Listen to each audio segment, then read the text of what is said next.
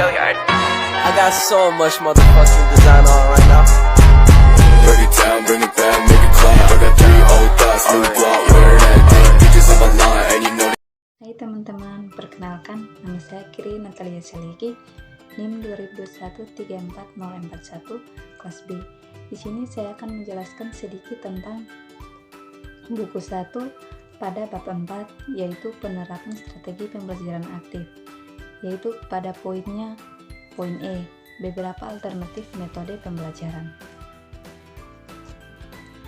Beberapa alternatif metode pembelajaran. Yang pertama, inquiry. Secara umum, inquiry adalah proses di mana para sains mengajukan pertanyaan tentang alam dunia ini dan bagaimana mereka secara sistematis mencari jawabannya. Yang kedua, discovery. Discovery adalah suatu penemuan dari suatu unsur kebudayaan yang baru, baik berupa suatu alat baru, ide baru yang diciptakan oleh seseorang, individu, atau kelompok masyarakat yang bersangkutan. Yang ketiga, cooperative learning. Pembelajaran cooperative learning adalah suatu model pembelajaran dengan pendekatan atau strategi pengguna kelompok-kelompok kecil atau maksimal 5 orang dengan struktur anggota heterogen sehingga terjadi saling ketergantungan positif.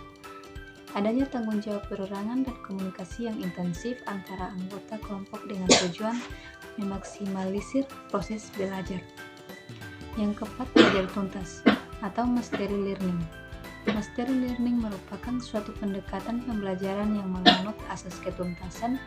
Konsep belajar tuntas adalah proses belajar yang bertujuan agar bahan ajaran dikuasai secara tuntas, artinya cara menguasai materi secara penuh. Yang kelima, pemecahan masalah. Pemecahan masalah merupakan langkah-langkah yang dilakukan peserta didik dalam mengatasi masalah. Ditemukan 3 pola pemecahan berdasarkan tingkat kemampuan.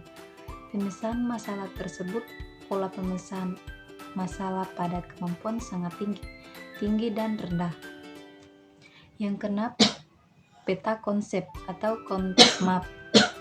Peta konsep adalah suatu bagan skematis atau ilustrasi grafis untuk mewakili hubungan yang bermakna antara satu konsep dengan konsep lainnya, sehingga menjelaskan suatu pengertian konseptual seseorang dalam suatu rangkaian pernyataan.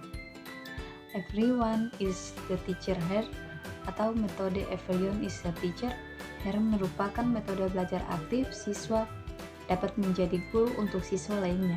Metode mengajar ini, setiap siswa dapat menuliskan pertanyaan pada kartu yang nantinya akan dijawab oleh siswa lain. Kemudian si pembuat pertanyaan akan menanggapi dari temannya.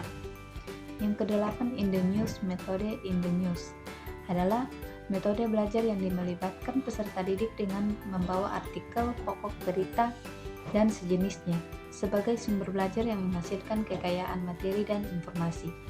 Yang kesembilan, group to group model.